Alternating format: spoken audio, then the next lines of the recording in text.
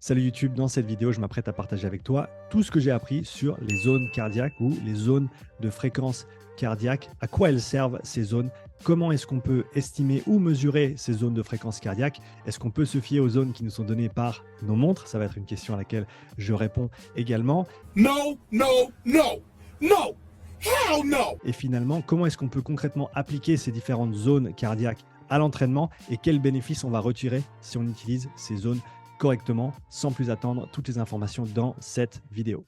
Allez, sans plus attendre, on se lance dans la présentation, les zones cardiaques ou les zones de fréquence cardiaque. Voyons ce qui nous attend dans cette présentation. On va d'abord parler des zones cardiaques et des entraînements. Donc, comment utiliser ces zones cardiaques, à quoi elles servent véritablement à l'entraînement. On va parler des différentes activités physiques et de la variation de fréquence cardiaque, par exemple, entre la course à pied et le vélo. C'est important de comprendre que ce n'est pas les mêmes valeurs pour des raisons différentes. Donc, on va aborder ça dans la deuxième partie. Troisième partie, on va regarder les deux manières efficaces de déterminer ces zones cardiaques. On va ensuite regarder dans la quatrième partie comment utiliser ces zones d'entraînement ou ces zones cardiaques durant nos entraînements. On va également regarder à quoi ressemble le progrès qu'on peut véritablement mesurer via la fréquence cardiaque, les différents changements de fréquence cardiaque qu'on va pouvoir noter au fur et à mesure de l'amélioration de notre condition physique. On va également regarder ensemble les désavantages des zones cardiaques, quelles sont les limitations de cette approche et comment on peut faire en sorte de ressortir le meilleur de nos activités tout en utilisant malgré tout ces zones cardiaques.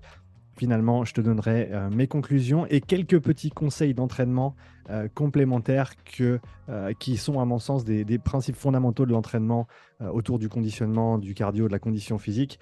Donc, je te les partage à la fin de cette vidéo. Donc, reste avec moi jusqu'à la fin de cette présentation. Avant ça, je me présente rapidement si tu ne me connais pas. Je m'appelle Sean. J'ai un passé sportif dans les sports de combat, dans le rugby, dans le crossfit, l'haltérophilie, le rameur indoor. Aujourd'hui, je me concentre principalement sur le suivi d'athlètes au niveau individuel, spécialisé sur tous les aspects du cardio ou du conditionnement. J'effectue également de la formation pour les coachs et j'effectue des profilages physiologiques ou des tests d'effort avec différents athlètes, crossfit, sport d'endurance ou autres. Donc, sans plus attendre, allons-y. Ce que je te partage ici dans cette présentation, c'est ma perspective. C'est une perspective. Donc, ne prends pas ce que je dis comme la seule vérité, la vérité vraie. S'il te plaît, va chercher d'autres informations sur le sujet, d'autres sources et essaye de te faire ta propre idée des informations que tu trouves en utilisant ton esprit critique. Je pense que c'est un outil qui est sous-coté en 2023 et je te conseille de l'utiliser. Donc, prends ce que je te donne ici, mais ne prends pas ça pour la vérité. Va chercher ta propre vérité qui se trouve quelque part à l'intersection de différentes perspectives. Donc, sans plus attendre, la première partie de notre vidéo, les zones cardiaques. À quoi ça sert et comment on s'en sert à l'entraînement.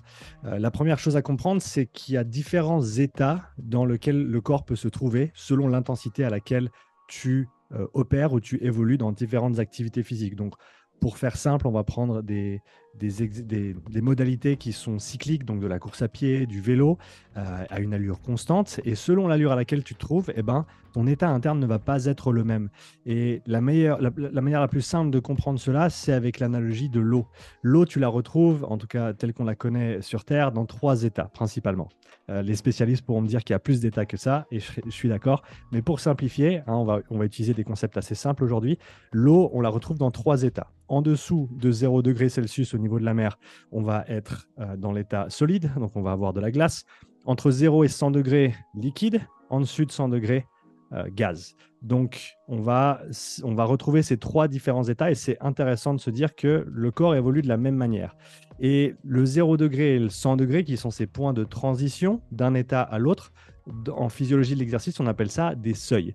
Et on va appeler ça le seuil 1 et le seuil 2 pour simplifier. En dessous du seuil 1, donc ce qui équivaut à l'état solide de l'eau, on va retrouver un état d'équilibre interne au niveau cellulaire ou au niveau musculaire. C'est-à-dire que, par exemple, tu fais du vélo à très basse intensité, tes muscles en eux-mêmes ou les cellules musculaires qui fournissent l'effort dans tes cuisses vont pouvoir assumer la charge totale de l'effort sans avoir besoin d'aide de l'extérieur.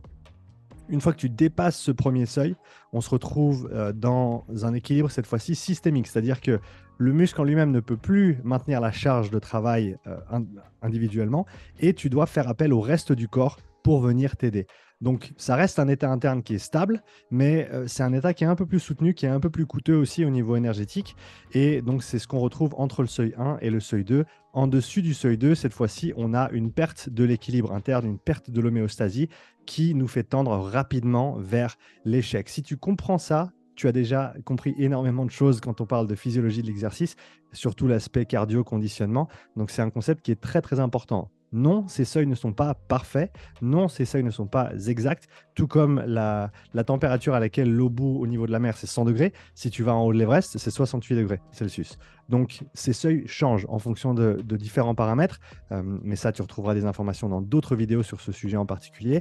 Mais si tu comprends ces 3 états distincts, tu vas comprendre énormément de choses déjà sur tous les concepts du conditionnement qu'on va regarder aujourd'hui. Une autre chose qui est intéressante à noter, c'est la différence de coût qu'il y a entre ces différents types d'efforts, si on veut bien. On a un coût qui est très très bas en dessous du premier seuil. Ça monte de manière assez drastique une fois qu'on passe le premier seuil, avec un coût qui est élevé et qui continue à s'élever. Et finalement, on a un coût qui va être exponentiel une fois qu'on passe le deuxième seuil. Ce graphique-là, c'est à mon sens un des plus importants, qui va nous expliquer pourquoi on va distribuer notre intensité d'entraînement d'une certaine manière et pourquoi on veut des zones d'entraînement ou des intensités d'entraînement qui vont être précises et qui vont nous correspondre et qui vont faire qu'on puisse s'entraîner correctement selon l'effet d'entraînement qu'on veut. Et ça, je te parlerai des différents types d'entraînement que tu peux mettre en place plus tard dans cette vidéo. Mais si tu comprends ça, on a différents états internes ont différents coûts sur l'organisme et donc on ne va pas pouvoir faire le même volume d'entraînement à ces différentes intensités. Ça, c'est un concept extrêmement important.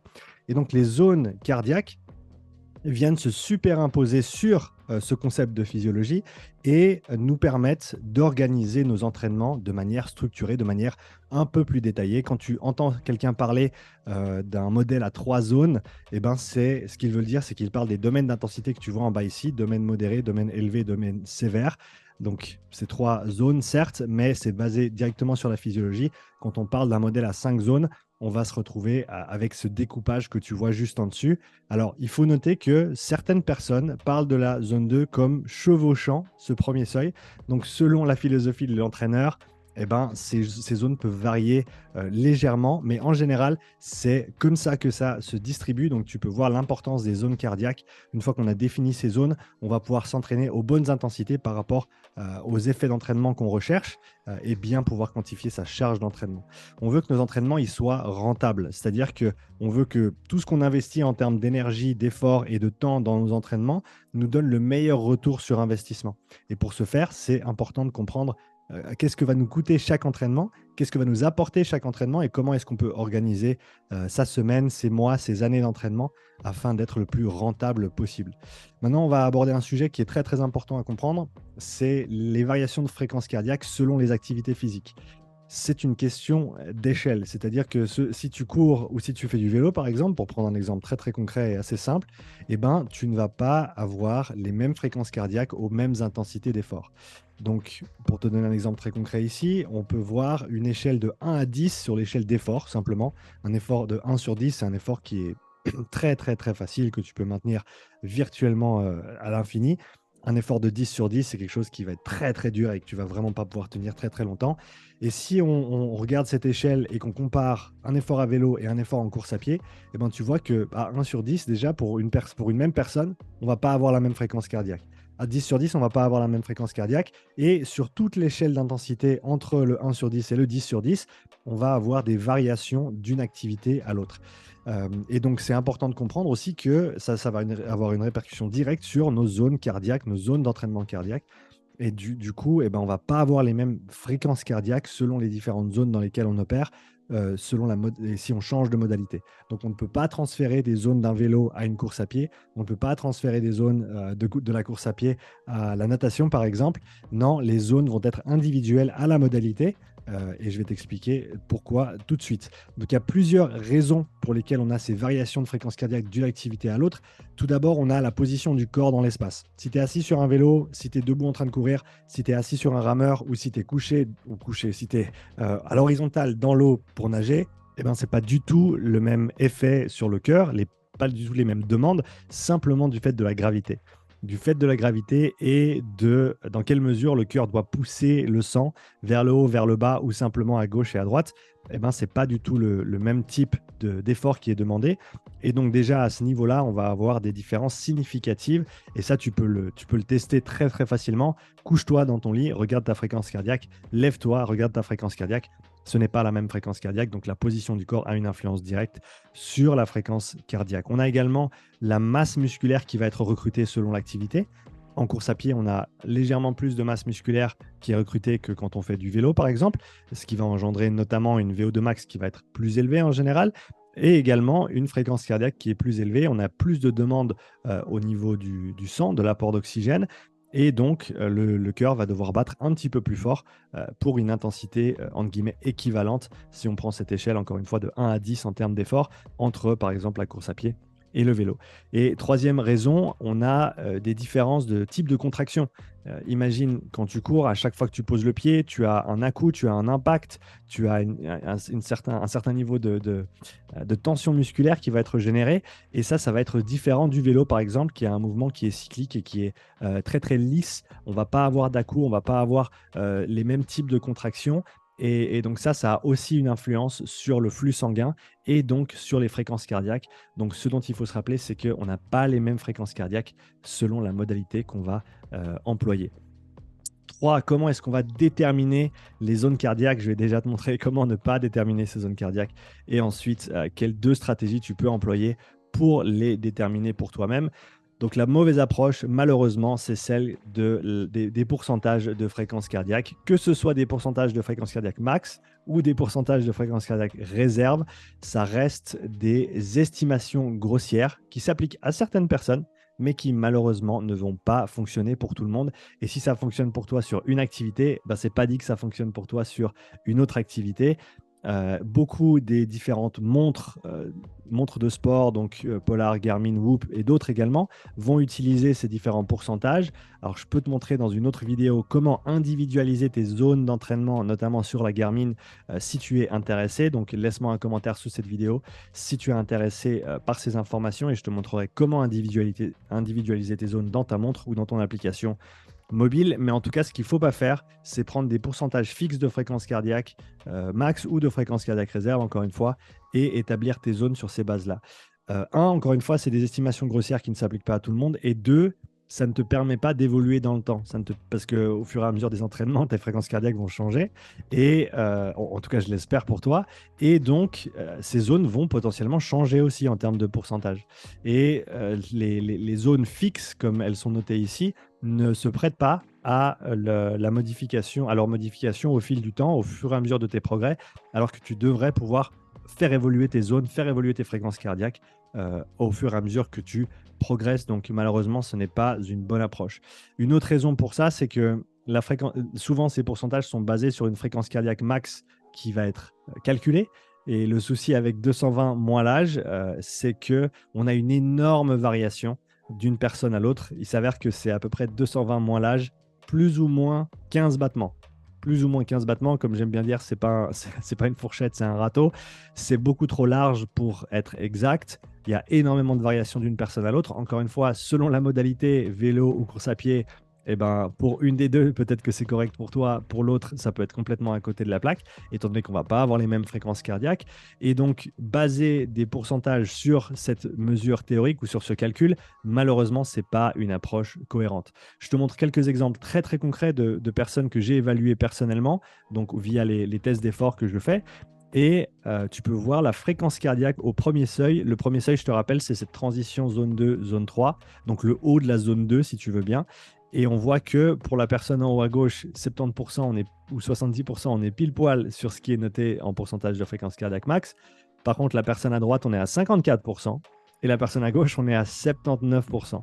Donc, tu peux véritablement voir ici les différences d'intensité ou de pourcentage de fréquence cardiaque sur ce même point de transition, cette transition zone 2, zone 3, ce premier seuil. démarcation entre le domaine modéré et le domaine élevé qui peut varier grandement d'une personne à l'autre. Et donc, sans le mesurer, malheureusement, on ne peut pas avoir ces pourcentages. Donc, les deux options tangibles, et pour ça, je reprends un concept qui, à mon sens, est extrêmement important dans l'entraînement de manière générale, c'est le concept des 3 P de Steven Seiler, un des pionniers dans toute la recherche et tout le travail autour des sports d'endurance. Et son concept des 3 P tourne autour de la performance, la physiologie et la perception. C'est-à-dire que pour avoir un aperçu correct de tes entraînements, il faut idéalement pouvoir mesurer ou pouvoir prendre en compte ces 3 paramètres. Je te donne un exemple très, très concret. En termes de performance, on peut parler de puissance sur un vélo ou de vitesse en course à pied. La physiologie, on peut quantifier le lactate, la VO2, le CO2, le SMO2 si on a des MOXY, la fréquence cardiaque. Et la perception, on a le RPE, le Rating of Perceived Exertion, donc simplement la difficulté de l'effort. Une échelle de 1 à 10 suffit complètement et on peut même dissocier plusieurs paramètres, RPE jambes, RPE cardiaque, RPE respiratoire. C'est tous des éléments qui peuvent nous être utiles dans les évaluations pour déterminer les axes de travail et simplement quantifier quelle est la difficulté de l'effort pour nous selon ce qu'on perçoit, selon ce qu'on ressent. Et certains mettront ce paramètre de côté en disant ouais, mais c'est pas objectif, il faut des choses qu'on puisse mesurer. Lis le livre Endurance de Alex Hutchinson. Si tu veux le lire en anglais, il s'appelle Endure. Et j'ai aussi reçu Alex sur mon podcast, donc je t'invite à aller l'écouter. La perception de l'effort, c'est un des paramètres, à mon sens, les plus négligés, les plus mal compris et les plus sous-exploités qui soient à l'entraînement. C'est très, très important de prêter attention à notre perception de l'effort et de prendre ça en compte. On n'est pas des machines. On ne peut pas juste se fixer sur un chiffre exact en termes de watts, de vitesse ou de fréquence cardiaque même. On doit prendre en compte notre perception. Et donc là-dedans, on retrouve nos 2 meilleures options qui sont une combinaison de soit performance et perception, donc une mesure de puissance et une mesure de RPE, ou alors idéalement les 3 où on va pouvoir mesurer la puissance, un paramètre de physiologie qui nous permet de faire la différence entre ces différents états internes, ces différents domaines d'intensité, comme je te l'ai expliqué au début de la vidéo, et également la perception. Juste la physiologie et la performance, est-ce qu'on peut utiliser uniquement ces 2-là? Oui, mais tant qu'à faire, toi, tu es là, tu sais ce que tu perçois comme effort, donc utilise également la perception, ne va pas juste utiliser la performance et la physiologie. Prends ces 3 P en considération, idéalement si tu peux. Si tu n'as pas accès à une mesure de physiologie pour des tests d'effort, tu peux simplement utiliser une mesure de performance et ta perception. Et je t'expliquerai comment dans quelques instants. En termes de mesures physiologiques, on a plusieurs options. On peut faire des évaluations au lactate, on peut faire des tests avec un masque de VO2 comme tu le vois ici à gauche, ou via quelque chose comme ma formation Protocole 41 qui te permet de faire ton évaluation au lactate et de sortir un rapport, un profil individuel comme tu le vois ici, avec, comme tu le vois, donc tes domaines d'intensité, tes seuils 1 et 2 et tes zones d'entraînement associées. Donc ça, c'est une manière de le faire. Tu peux aussi aller te faire tester en labo. Tu peux travailler de différentes manières et il y a différents outils pour mesurer ces différents domaines, plein de différentes philosophies autour de ces tests d'effort également. Donc ça, encore une fois, je t'invite à t'informer sur la question si c'est des choses qui t'intéressent. Il y a beaucoup de manières de faire. Il y a beaucoup de contradictions aussi dans ce monde-là, mais j'ai traité pas mal de ces sujets dans d'autres vidéos. Et donc, ce qu'on va faire ici, simplement, c'est regarder la physiologie que tu peux voir sur le graphique en haut, quantifier ce seuil 1 et ce seuil 2 via différentes méthodes d'interprétation. Ici, on regarde une courbe de lactatémie et comment elle évolue au fil de l'intensité, les fréquences cardiaques associées, la récupération cardiaque que tu vois ici en vert également. Et sur ces bases-là, on va pouvoir déterminer les zones d'entraînement qui vont ici être notées, comme tu le vois, en puissance, donc une mesure de performance, et en fréquence cardiaque, une mesure physiologique, et qui va être corrélée à cet état interne qu'on a mesuré via le lactate dans ce cas-là. Et je te rappelle que Protocole 41, c'est la formation que j'ai créée pour te permettre d'effectuer ton propre profilage au lactate, que tu sois coach sportif, que tu sois préparateur physique, sportif ou athlète. Tu peux utiliser cette formation pour effectuer ton propre profilage au lactate, établir tes zones d'entraînement pour différentes modalités, même si tu fais du vélo, de la course à pied et d'autres, tu peux les faire de manière séparée. Tu peux ensuite quantifier tes progrès dans le temps et tu peux orienter tes entraînements par rapport à ces mesures-là. Donc, on a dans un premier temps ces valeurs physiologiques sur lesquelles on devrait idéalement baser nos zones d'entraînement. Mais si on n'a pas accès à ces mesures-là et si on veut peut-être pas faire, pas entreprendre ces démarches, eh ben, on peut malgré tout utiliser l'échelle de perception de l'effort, donc de 1 à 10 simplement pour estimer nos zones. D'accord? Ça ne va pas être parfait, mais à mon sens, c'est plus intéressant d'établir ces zones sur la base de notre perception que de le faire sur des bases de calcul complètement arbitraires qui s'appliquent à certains mais pas à d'autres. Donc peut-être que tu tomberas dans le mille avec ces pourcentages que je t'ai montré tout à l'heure, peut-être que tu seras complètement à côté de la plaque, ce qui peut largement compromettre la qualité de tes entraînements. Donc encore une fois, si tu n'as pas accès à des mesures physiologiques, que ça ne t'intéresse pas d'aller aussi loin, je te conseille d'utiliser ta perception de l'effort pour déterminer tes zones d'entraînement. Et la manière dont je le ferai, c'est la manière suivante, c'est-à-dire que 1 sur 10, zone 1, 2 et 3 sur 10, zone 2, 4, 5, 6, 7 sur 10, zone 3. Et je t'explique dans un instant pourquoi cette plage est aussi large. Et zone 4, ça va être entre 7 et 8 en général. Et ensuite, 9 et 10 sur 10, on va être sur des efforts en zone 5. Et en général, tu vas pouvoir déterminer ces différentes perceptions de l'effort avec des efforts d'en tout cas 4 minutes. Je ne te conseille pas moins. Par exemple, mon protocole 41 utilise des paliers de 4 minutes en continu, séparés par 1 minute de repos passif à chaque fois, et tu montes progressivement d'une étape par étape. Et c'est un moyen qui te permet ensuite de dire, après ces 4 minutes d'effort, quelle était ma perception de l'effort. Donc tu notes, par exemple, si tu es sur un vélo, tu notes tes watts, tu notes ton RPE, et tu vas ensuite associer les différentes intensités à ton RPE et également aux fréquences cardiaques que tu as mesurées. Donc, tu peux faire le lien entre tout ça simplement avec la perception de l'effort. Pourquoi est-ce que j'ai mis cette zone 3 entre 4 et 7? C'est vraiment très, très large. Et certains te diront, ouais, mais la zone 2, c'est plutôt 4, 5 sur 10. Le problème, c'est que encore une fois, je rappelle que le coût des différentes intensités de travail n'est pas le même. Donc, si tu penses être en zone 2, mais tu es en fait en zone 3, eh ben, le coût, si on prend une échelle de 10, de cette intensité d'entraînement va passer potentiellement de 2 à 5. D'accord? Et le souci avec ça, c'est que quand tu avais prévu qu'un entraînement te coûte 2, mais il te coûte 5, ça va avoir des répercussions sur les autres entraînements que tu fais cette semaine, sur ta charge totale de travail, comment tu vas récupérer et quelle va être la qualité de tes entraînements, notamment de haute intensité.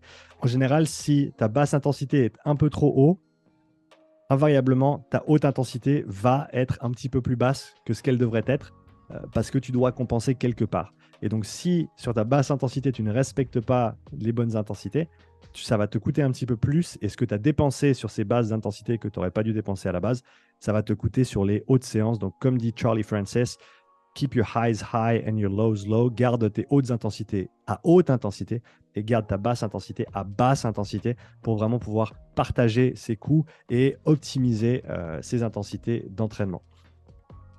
On va maintenant regarder comment utiliser les zones cardiaques à l'entraînement, qu'est-ce qu'elles nous permettent de faire. Donc, on a vu que différentes intensités d'effort ont différents coûts sur l'organisme. Et ce qui est intéressant aussi, c'est de se dire que selon où on s'entraîne, on va développer différents paramètres. On va par exemple, si on parle du métabolisme qui est basé autour notamment des mitochondries, les mitochondries qui sont les petites organelles ou le réseau d'organelles qui nous sert de plateforme énergétique, de transfert de différents substrats énergétiques, les graisses, les sucres, même les protéines parfois, qu'on va pouvoir utiliser et ensuite recycler, transformer en énergie afin de pouvoir maintenir les structures de nos cellules et effectuer du travail mécanique comme des efforts physiques. Et donc, selon les différentes intensités qu'on va mettre en place, on va développer différentes qualités. Donc, si on utilise le concept de ces domaines d'intensité pour décrire ce qui se passe au niveau du développement métabolique, donc en rapport avec ces zones de fréquence cardiaque que tu auras établies, sur la basse intensité, on va avoir un développement du volume et de la densité du réseau mitochondrial, ce qui va nous permettre d'utiliser plus de graisse, par exemple, comme substrat énergétique, d'être plus économe avec nos substrats, c'est-à-dire que si tu utilises plus de graisse, tu vas en effet tu vas épargner ton glycogène, tes réserves de glycogène, de sucre qui sont assez faibles en fait par rapport à tes réserves de graisse. Même pour quelqu'un qui est sec, ça n'a rien à voir avec le tissu adipeux que tu as. C'est véritablement les réserves de graisse qui se trouvent à l'intérieur même de tes cellules. Tu en as beaucoup, beaucoup plus de ces réserves de graisse que tu n'as de réserves de glycogène. Et donc, ce que tu veux, en fait, c'est épargner ton glycogène le plus longtemps possible pour pouvoir l'utiliser quand on a besoin, c'est-à-dire en général à la fin de la course ou sur des efforts de haute intensité. Mais le reste du temps, tu veux rester vachement économe. C'est un petit peu comme avoir un moteur électrique et un moteur normal dans une voiture. Et ce que tu veux faire, c'est que tu veux que ton moteur électrique soit le plus puissant possible pour que même si tu roules sur l'autoroute, par exemple, tu vas à une vitesse constante, tu peux rester sur le moteur électrique uniquement. Et ensuite, tu veux passer sur le turbo, sur le moteur normal à combustion. Tu peux passer là-dessus uniquement quand tu mets vraiment le pied au plancher et que tu veux vraiment faire la différence. Mais le reste du temps, tu économises tes réserves de pétrole. Donc, on a ce développement mitochondrial qui se fait à basse intensité. Si on regarde cette intensité dite élevée, donc on va être en zone 3, zone 4 à peu près, là, on va vraiment développer la capacité du métabolisme à réutiliser le lactate. Je te rappelle que le lactate, c'est un substrat énergétique, c'est un demi-sucre tout simplement, et ton corps va pouvoir le réutiliser de manière plus ou moins efficace selon ton entraînement comme substrat énergétique pour recycler l'énergie, l'ATP, dans ton corps. Si tu veux plus d'infos sur le lactate, j'ai fait une belle série de vidéos là-dessus, donc je t'invite à te plonger là-dedans. Si on parle de travail de haute intensité, zone 5, là on va non seulement développer le réseau mitochondrial, mais également créer de nouvelles mitochondries. Tout comme on le ferait à très haute intensité sur des sprints par exemple, où là on va véritablement dégrader ou tuer nos vieilles mitochondries pour faire place à de nouvelles mitochondries. On appelle ça la mitophagie. Tu as certainement déjà entendu parler de l'autophagie, qui est la destruction planifiée de cellules, de vieilles cellules pour faire place à de nouvelles. Et ben, c'est le même processus qui prend place apparemment sur les entraînements de très haute intensité. Tu vas faire place à de nouvelles mitochondries qui fonctionnent un petit peu mieux que les anciennes. Donc si on parle du développement métabolique, ces zones d'entraînement peuvent nous servir à cibler différents types de travail. Je te rappelle que l'intensité et les coûts ne sont pas les mêmes. Donc, une autre utilité de ces zones d'entraînement, ces zones cardiaques, c'est de nous permettre de bien déterminer combien va nous coûter tel ou tel entraînement, à savoir que peu importe la distribution d'intensité que tu vas employer, donc ça, c'est des termes qui sont assez communs dans les sports d'endurance, une distribution d'intensité polarisée, comme tu la vois à gauche ici, c'est une grande proportion de travail à basse intensité, une petite proportion à haute intensité, en dessus du deuxième seuil, donc en zone 5 pour faire simple, et très très peu d'intensité entre ces deux. On a également une distribution d'intensité pyramidale à droite ici, comme tu le vois, où on a une proportion importante qui s'effectue entre les deux seuils et une petite proportion à haute intensité. Mais donc peu importe la distribution d'intensité que tu vas employer, et ça va dépendre de ton sport, ça va dépendre du moment de la saison, ça va dépendre de tes forces et de tes faiblesses et de tes besoins en tant que sportif ou athlète. Donc ces choses-là vont varier. C'est pas comme si la polarisée c'était mieux que pyramidale et inversement. Non, ça dépend du moment de la saison, ça dépend de ton sport, ça dépend de tes forces et de tes faiblesses, ça dépend de pas mal de choses en fait. Donc les deux sont utiles et idéalement tu vas alterner entre une version de l'une et une version de l'autre au fur et à mesure de ta saison ou de tes saisons d'entraînement. Mais quoi qu'il arrive, le tronc commun, c'est cette haute proportion de basse intensité qui, je te rappelle, a un coût qui est très très bas. Donc tu peux en faire beaucoup, c'est ça un des avantages, c'est que ça te coûte très très peu. Donc tu peux en faire beaucoup et de manière générale, qui s'entraîne plus performe mieux. Il faut juste faire attention avec du coup ces hautes intensités, que ce soit dans le domaine élevé ou dans le domaine sévère, et ensuite bien répartir les différents entraînements selon ce qu'ils vont te coûter. Et ces zones cardiaques vont te permettre de partager tout ça de manière optimale et vraiment ne pas trop dépenser dans tes entraînements, surtout ne pas trop dépenser sur tes entraînements de basse intensité afin de vraiment pouvoir mettre le paquet, d'aller all-in sur tes séances de haute intensité. Les différents types d'entraînement dont tu vas entendre parler dans ces différentes zones, on a l'endurance fondamentale, zone 1 et 2, on a le travail dit tempo, on a le travail dit de seuil, et on a le travail de VO2 max ou de VMA ou de PMA selon le vocabulaire employé. Pourquoi est-ce que j'ai laissé un petit gap ici entre endurance fondamentale et tempo ? Ça ne veut pas dire qu'il ne faut jamais s'entraîner là. D'accord? Je suis le dernier à dire qu'il y a des zones où il ne faut pas s'entraîner. C'est absolument pas ce que je veux te dire là. C'est simplement que sur cette zone de transition, sur ce premier seuil, transition zone 2, zone 3, eh ben, c'est encore une fois un entraînement qui va être utile à certains moments, mais on ne devrait pas s'entraîner là tout le temps. Le souci que t'entraîner là tout le temps, c'est que eh ben, tu n'es jamais vraiment à gauche, tu n'es jamais vraiment à droite. Donc, c'est pas assez bas en termes d'intensité pour ne rien te coûter et c'est pas assez haut pour nécessairement appliquer un stimulus important. Encore une fois, il y a des situations où tu vas utiliser ces intensités-là. Mes athlètes les utilisent de temps en temps, plusieurs fois par mois en tout cas, mais c'est pas quelque chose qu'on veut faire à chaque entraînement. On veut vraiment, soit on est en zone 2, soit on est en zone 3, décide-toi et fais-le correctement. C'est le message de cette slide ici qui est très très important. Il ne faut pas être entre les deux. C'est différent quand on parle du seuil, la zone 4, parce que c'est encore une fois pas le même genre de travail qu'on va appliquer que ce qu'on fait en zone 2 ou en zone 3. Mais donc voilà, il faut vraiment bien comprendre ces distinctions et pourquoi on utilise ces zones afin d'optimiser ces entraînements. Je te donne maintenant quelques exemples d'entraînement dans ces différentes zones. L'endurance fondamentale qui va se faire en général en zone 1 et 2, durer 30 minutes à 7 heures. Oui, oui, je ne rigole pas. Il y a des gens qui font 7 heures de basse intensité dans une journée. Je te parlerai d'un bonhomme comme celui-ci dans quelques instants. Fréquence 1 à 5 fois par semaine, ça va vraiment dépendre de ta planification, de tes besoins. RPE 2 à 3 sur 10. De temps en temps, comme je t'ai dit, tu peux t'aventurer dans du 4 à 5 sur 10 sur cette transition du premier seuil, transition zone 2, zone 3. Mais il faut éviter de le faire trop souvent. Hein. Si tu tournes toutes tes séances en « ouais, mais là, j'étais bien, du coup, j'ai poussé un petit peu plus, du coup, c'était plus du 5-6 », eh ben, devine quoi, tu ne fais plus d'endurance fondamentale, tu fais du tempo et ces entraînements ne vont pas te coûter la même chose, ils vont te coûter plus et tu ne vas pas pouvoir en faire autant, ou en tout cas, tu ne vas pas pouvoir récupérer de la même manière. Une bonne option aussi, c'est d'effectuer cette endurance fondamentale pré- ou post-intensité. C'est des choses que je mets en place beaucoup avec notamment mes crossfitters qui vont faire 20 minutes de vélo avant et ou après une séance d'haltéro, une séance de crossfit ou autre, afin de gentiment développer ce volume. Si tu n'as pas le temps à dédier à des séances complètes en dehors de tes entraînements, tu peux sans autre rajouter 20 minutes avant et ou après plusieurs séances dans la semaine, idéalement accumuler 1 à 2 heures pour commencer par semaine et le faire pendant en tout cas 8 à 12 semaines pour vraiment sentir les effets de cette basse intensité.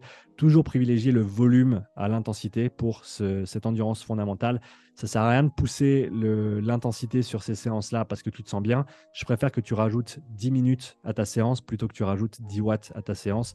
Donc reste vraiment sur du très très facile, 2 à 3 sur 10 et accumule du volume. Un exemple d'entraînement dit tempo en zone 3, durée effective, donc le temps en zone, si tu veux bien, entre 30 et 90 minutes par séance. Ça peut même être en dessous, hein. On peut même commencer avec 2 fois 10 minutes pour ceux qui n'ont jamais fait ce genre de travail. L'intensité en général se trouve entre 80 et 90% du seuil 2, le RPE quelque part entre 5 et 7, ratio travail-repos 3-4 sur 1, c'est-à-dire que pour chaque 4 minutes de travail, tu vas effectuer 1 minute de repos. Idéalement, repos actif entre ces différents intervalles. C'est pas du travail qui est très très dur parce que ça reste encore une fois du 6 ou du 7 sur 10. Ça brûle les jambes et par contre, ta respiration et ton cardio resteront assez bas et sous contrôle. Donc, ça, c'est une manière de savoir que tu es dans cette zone 3, que tu fais ce genre d'effort. Un exemple d'entraînement type seuil qui va s'effectuer en général sur vélo, celui-ci qu'on appelle over-under, parce qu'on va un petit peu en dessus du seuil, du deuxième seuil, un petit peu en dessous du deuxième seuil. Durée effective 10 à 20, 10 à 30 minutes dans la séance, fréquence 1 à 2 fois par semaine en général. Comme je t'ai dit, intensité un petit peu en dessus du deuxième seuil, un petit peu en dessous du deuxième seuil. RPE 7-8 en général, avec 2 de travail pour 1 de repos. Un exemple de type VO2 max ici, donc VMA ou VO2 max ou PMA. Durée effective 12 à 20 ou 25 minutes pour les très très bons. Fréquence d'entraînement par semaine, 1 à 2 fois par semaine maximum. Intensité entre 105 et 150% du seuil 2. Ça va vraiment dépendre du format des séances. C'est là où aussi on parle de fractionner. Tu as déjà certainement entendu parler du Tabata, 20 secondes de travail, 10 secondes de repos actif et tu répètes ça 8 fois. Et ben, il y a des séances équivalentes en cyclisme qui s'appellent du 30-15, du micro-burst, on appelle ça, ou encore une fois du fractionné, les séances de 40-20. Donc 40-20, 30-15, 20-10, Tabata, c'est tout pareil. C'est du fractionné avec comme objectif l'amélioration de la VO2 max. Et cette séance-là, un 4x4, un bon vieux 4x4, c'est une autre manière de développer ses qualités de VO2 max dans la zone 5. Donc voilà pour différents exemples de zones d'entraînement et de comment les utiliser. On va regarder maintenant quel progrès tu peux attendre en conditions physiques et quels sont les effets sur la fréquence cardiaque. La première chose que tu vas voir, c'est si tu fais tes entraînements correctement, c'est un développement de ton économie cardiaque. Ici, un petit graphique et une image de Thomas que j'ai eu la chance de tester il y a de ça bientôt une année. Donc on a fait un profilage physiologique complet et donc les fréquences cardiaques que tu vois en rouge ici sont issues du premier test qu'on a fait ensemble et quelques mois plus tard, après avoir appliqué certains principes d'entraînement dont on avait discuté et mon programme d'entraînement, tu peux voir des fréquences cardiaques pour une intensité donnée qui sont nettement plus basses, presque 10 battements plus bas à toutes les intensités sur le spectre. On descend même jusqu'à moins 14 battements à 180 watts. On est vraiment sur des améliorations qui sont conséquentes. Alors bien sûr, on ne peut pas attendre des améliorations comme celle-ci tous les 2 ou 3 mois ad aeternam, mais quand tu commences ce genre de travail et que tu n'en as jamais fait avant ou que tu l'avais mal calibré avant, eh ben, c'est le genre d'amélioration que tu peux attendre. Donc tu vois qu'au niveau de l'économie cardiaque, il y a eu des progrès considérables ici. Alors c'est d'une part le remodelage du cœur. Donc on parle en général avec le travail de basse intensité notamment et le développement en endurance bien calibré via ces zones cardiaques, c'est-à-dire qu'on va avoir une hypertrophie excentrique du ventricule gauche. Ça veut dire qu'on va simplement stretcher ton ventricule gauche pour qu'il soit plus grand et pour qu'il puisse pomper plus de sang par battement. Alors attention, ce n'est pas quelque chose qui prend quelques semaines, c'est des choses qui se développent sur plusieurs années, donc ce n'est pas le seul paramètre à mon avis qui va être influencé. On a également un paramètre au niveau des capillaires sanguins, les capillaires sanguins qui font l'interface entre ton sang et tes muscles. C'est là où l'oxygène passe du sang aux muscles. J'aime bien utiliser l'analogie des taxis. Quand tu as des taxis qui arrivent à l'aéroport, ils vont déposer les passagers à l'aéroport. Imagine que les taxis, c'est l'hémoglobine, donc la protéine qui est à l'intérieur de tes globules rouges et qui transporte l'oxygène. Et donc le taxi qui va venir déposer ses passagers, les passagers, c'est quoi? C'est les molécules d'oxygène. Et plus tu peux apporter d'oxygène à tes muscles en continu, et plus tu vas pouvoir performer à un haut niveau, pour faire très très simple. Et il s'avère qu'il y a des études très intéressantes qui ont été faites. Si on augmente le nombre de capillaires autour des fibres musculaires, et ben pour un effort donné, tu as besoin de moins de sang. Comme tu le vois à droite ici, les barres noires, c'est avant l'intervention qui cherchait à développer cette densité capillaire, et en rouge, c'est après l'intervention. Et tu vois que pour une intensité de travail donnée, eh ben, on a moins de sang qui va être demandé à la jambe. Et donc, qui dit moins de sang demandé, dit également le cœur qui doit travailler moins dur. Donc en gros, avec le développement via le travail d'endurance, notamment le travail de basse intensité, on a un développement du cœur et on a un développement des capillaires. C'est pas tout, hein, mais c'est deux des paramètres importants qui vont avoir une influence sur ces fréquences cardiaques à différentes intensités. Un autre exemple ici, Matteo, un compétiteur en CrossFit, avec encore une fois des fréquences cardiaques sur le test initial, test effectué à vélo, test en bleu, donc les valeurs initiales, en rouge, les valeurs après quelques mois d'entraînement. Et encore une fois, tu vois une économie de l'ordre de 10 battements à une intensité donnée qu'il a économisé via ses entraînements et via son développement. Donc, quand je te disais tout à l'heure que les fréquences cardiaques et les zones ont changé, ce n'était pas pour rien. Tu vois que même en 3 mois, on peut avoir des effets assez importants.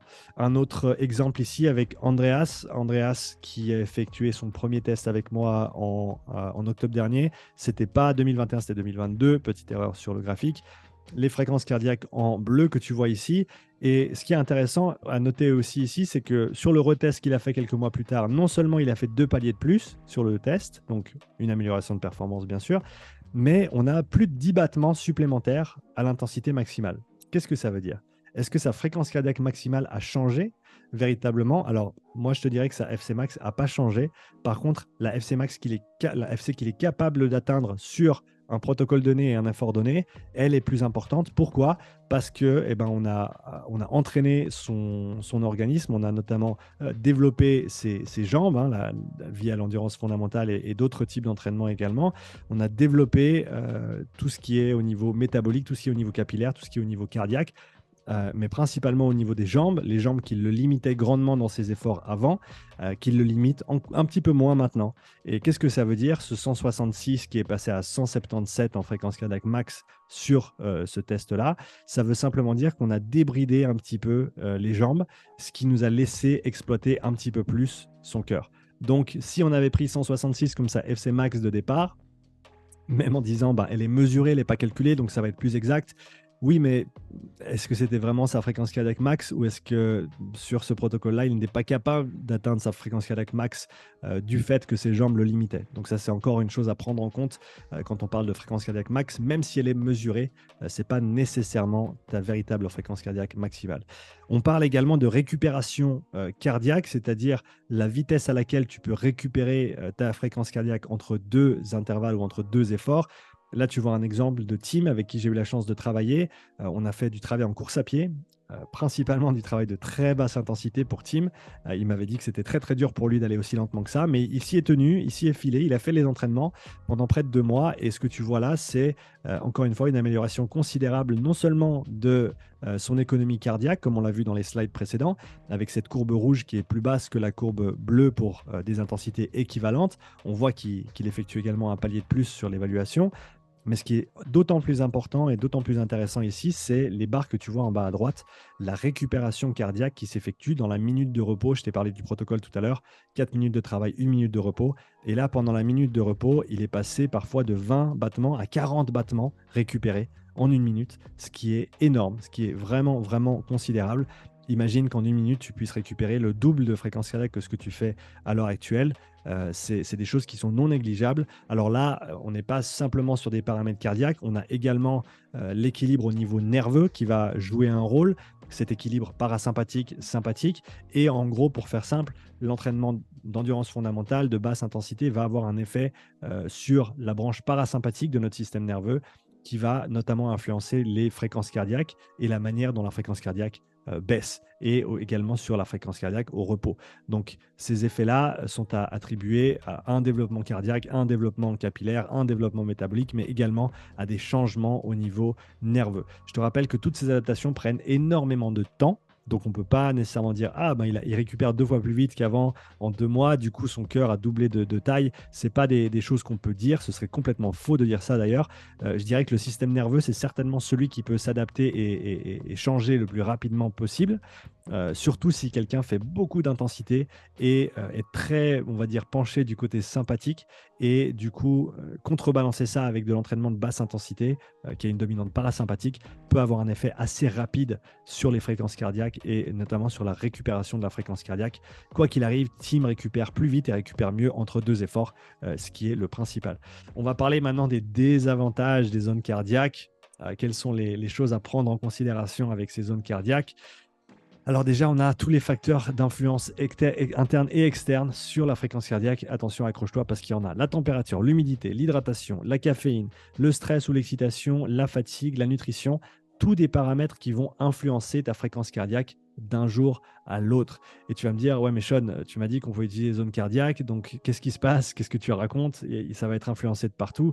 Eh bien, c'est un des facteurs qu'il faut prendre en compte, c'est cette variation quotidienne de la fréquence cardiaque selon ce qui se passe autour de toi et selon ce qui se passe à l'intérieur de toi également. À mon sens, la seule situation où tu peux véritablement miser gros sur ta fréquence cardiaque et l'utiliser comme valeur d'autorégulation, c'est dans des cas très concrets comme celui de Nils van der Poel. Je te rappelle que Nils van der Poel, c'était un patineur de vitesse. Il a arrêté sa carrière depuis, mais il a gagné, entre autres, double médaille d'or aux Jeux Olympiques à Beijing, double record du monde sur le 5000 et le 10 000 mètres, des efforts de 6 minutes et 12 minutes 30 respectivement, qui utilisait la fréquence cardiaque, mais pas seulement, mais qui utilisait la fréquence cardiaque pour autoréguler ses entraînements, à savoir que Nils avait un rythme d'entraînement et un rythme de vie qui était complètement cadré autour de ses entraînements. Donc, on va dire qu'il avait tous ces paramètres de rythme de vie qui étaient très, très contrôlés, son sommeil, sa nutrition, les heures d'entraînement, etc., etc. Donc, dans ces cas-là, quand tu maîtrises tous les paramètres autour de l'entraînement et que tu as des entraînements qui sont très, très réguliers, tu peux assigner un petit peu plus de valeur à ses fréquences cardiaques et prendre des décisions sur la base de sa fréquence cardiaque. Par exemple, pour lui, il nous disait que sur le court terme, les variations de fréquence cardiaque de l'ordre de 10 battements en dessous. Donc, si sa fréquence cardiaque était plus basse que la normale durant un entraînement, c'était une indication que son corps était fatigué ou qu'il avait effectué un mauvais échauffement. Si la fréquence cardiaque était au-dessus des valeurs normales qu'il avait l'habitude de voir durant un entraînement, ça voulait dire qu'il était soit en bonne forme, soit qu'il était malade. Donc ça peut vouloir dire les deux. Et si il avait une fréquence cardiaque plus élevée que la normale au repos ou pendant le sommeil, c'est soit qu'il était malade, soit qu'il avait beaucoup de stress ou une charge d'entraînement qui était trop importante pour lui. Et donc, il utilisait notamment ses valeurs de fréquence cardiaque et les valeurs de lactatémie qu'il pouvait mesurer à l'entraînement pour autoréguler ses entraînements s'il ne voyait pas les valeurs qu'il avait l'habitude de voir et qu'il sentait en gros qu'il n'était pas complètement dedans ou peut-être un petit peu trop fatigué ou peut-être en train de tomber malade. Il écourtait son entraînement, il prenait 2 jours de repos et il repartait sur ses entraînements ensuite. J'ai fait une vidéo sur le manuel d'entraînement qu'il a publié il y a quelques temps. Je t'invite à aller regarder cette vidéo si ça t'intéresse. Montre ou ceinture, malheureusement, les montres à l'heure actuelle ne sont pas encore à jour pour ce qui est de la quantification de la fréquence cardiaque durant un effort physique. Sur l'image de gauche, tu vois ici une séance que j'ai fait récemment sur le vélo. 160 battements mesurés par ma ceinture de fréquence cardiaque que tu vois affiché sur le PM5 de mon vélo ici. Et si tu regardes ma montre en bas, je suis à 95 battements par minute, 94, 95 battements par minute. Donc, on a une énorme différence à ce niveau-là. Ma montre n'a pas compris que j'étais en pleine activité et que j'étais dans le dur. Donc, je te conseille d'utiliser une ceinture de fréquence cardiaque. Si tu vas utiliser une montre durant un effort physique, utilise encore une ceinture, couple ta ceinture à ta montre si tu le souhaites, mais n'utilise pas la montre toute seule pour te dire quelle zone utiliser ou quelle fréquence cardiaque, à quelle fréquence cardiaque tu te trouves actuellement, parce que, comme on a vu sur cette image, c'est pas encore à jour. On va regarder quelques conclusions ensemble sur ces zones de fréquence cardiaque et je te donne ensuite quelques conseils d'entraînement qui me semblent fondamentaux. Donc, sans plus attendre, allons-y. Quand est-ce que c'est une bonne idée d'utiliser les zones de fréquence cardiaque? Donc, dans un premier temps, pour individualiser les intensités d'entraînement par modalité. On a vu que si tu mesures bien tes zones via notamment des paramètres physiologiques, des tests d'effort, des profilages ou via simplement la perception de l'effort, le ressenti, on va pouvoir individualiser ces différentes zones cardiaques selon si tu fais du vélo, selon si tu fais de la course à pied, du rameur, etc., etc. Donc ces zones peuvent être utilisées si elles sont mesurées correctement ou estimées via la perception de l'effort, peuvent être utilisées pour individualiser ces intensités d'entraînement. Elles peuvent nous servir pour effectuer des suivis de progrès également, comme je te l'ai montré. On va voir des variations de fréquence cardiaque au fil du temps, au fil des entraînements, au fil de notre développement. Et donc, si on quantifie ça de manière régulière et qu'on le fait toujours de la même manière, on va pouvoir comparer ces valeurs-là et faire un suivi des progrès.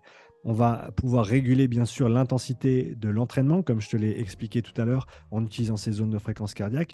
On va pouvoir réguler la charge d'entraînement aussi via ces différentes zones et s'assurer que les entraînements qu'on met en place on avait en gros bien planifié notre distribution d'intensité et que les coûts et les bénéfices associés à différentes séances soient bien équilibrés.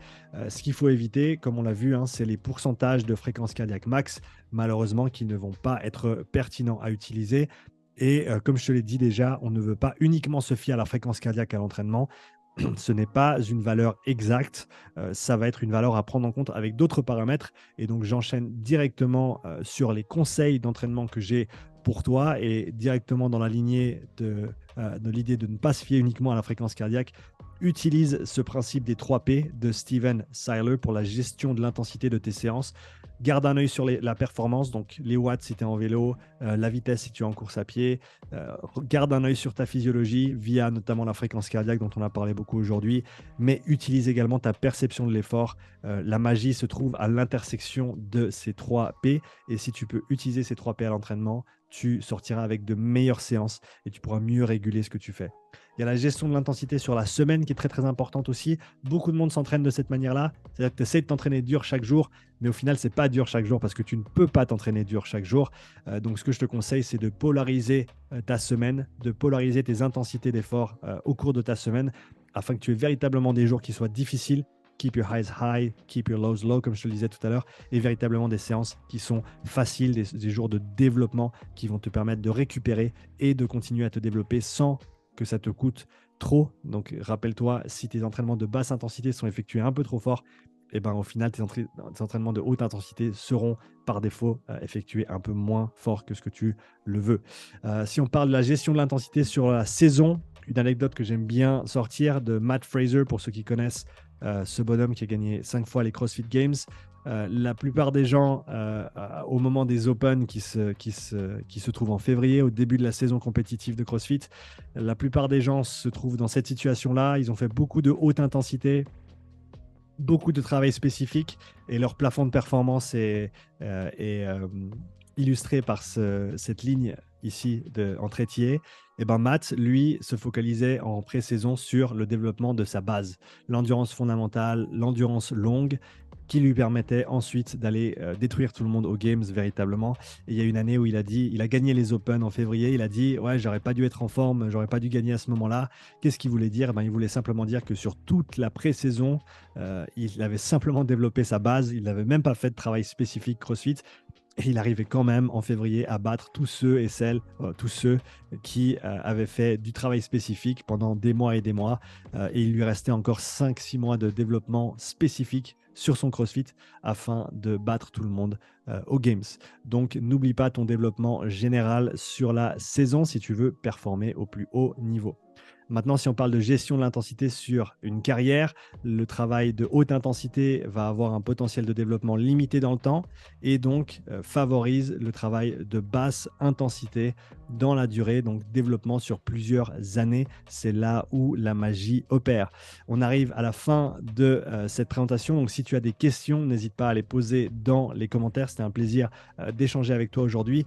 Et si tu veux soutenir mon travail et toutes ces vidéos gratuites que je poste sur YouTube, je t'invite à aller visiter la Upside Strength Academy où tu peux accéder à mes programmes d'entraînement, mes formations théoriques et pratiques que tu peux ensuite mettre en place pour tes entraînements ou pour continuer ta formation et ton éducation. Voilà, merci beaucoup d'avoir passé ce petit moment avec moi sur cette présentation aujourd'hui. Je te souhaite une belle journée et je te dis à bientôt pour la nouvelle présentation. Ciao!